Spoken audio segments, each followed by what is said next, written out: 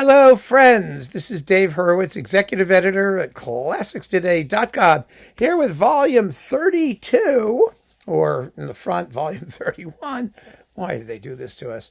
In Hyperion's Romantic Piano Concerto. That's what they are. Romantic Piano Concerto series, featuring concerti by Robert Fuchs and Friedrich Kiel.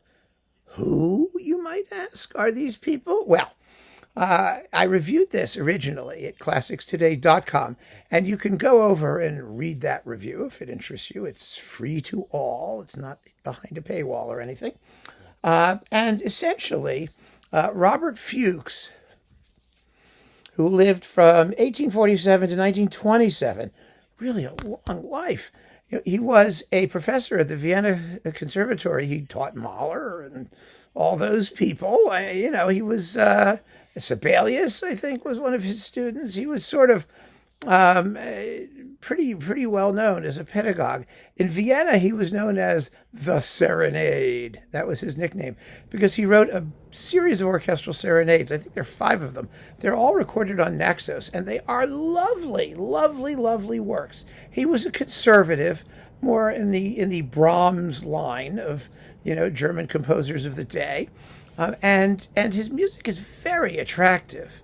I don't think anybody's going to, suggest that it's epic or anything like that. But he was a good, solid composer. Everyone seemed to like him, and his piano concerto is quite enjoyable.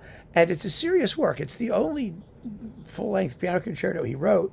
It's 36 minutes and 21 seconds long here. It's in B flat minor. Ooh, boy.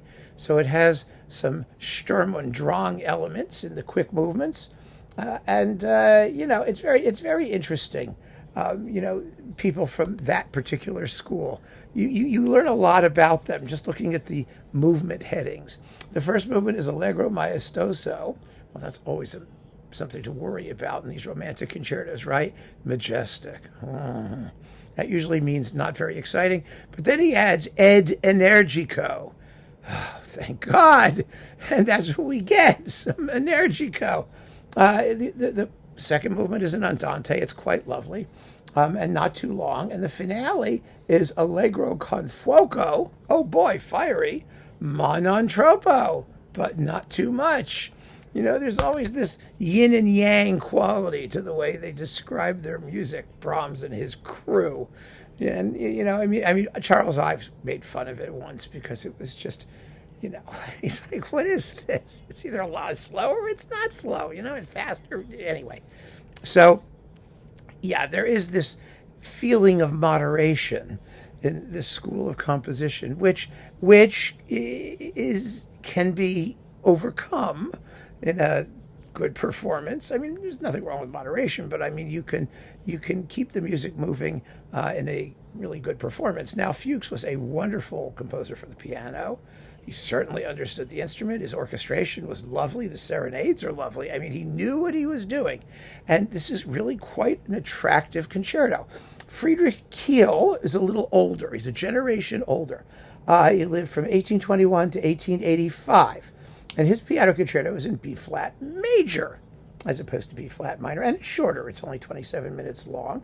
The first movement seems to have no tempo indication at all. Then Adagio con moto and Allegro vivace, quite straightforward. His style is more in the school of pre-Beethoven. Is it Mozart, Hummel, going up, motionless possibly, sort of working through that crowd.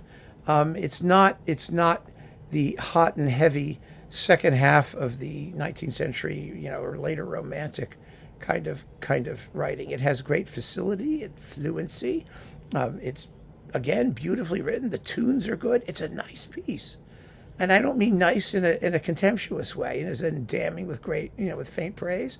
It's nice. It's really enjoyable and very, very well played here. Because the soloist, let's get to the performances. The soloist is Martyn Roscoe, who's just really good at this stuff.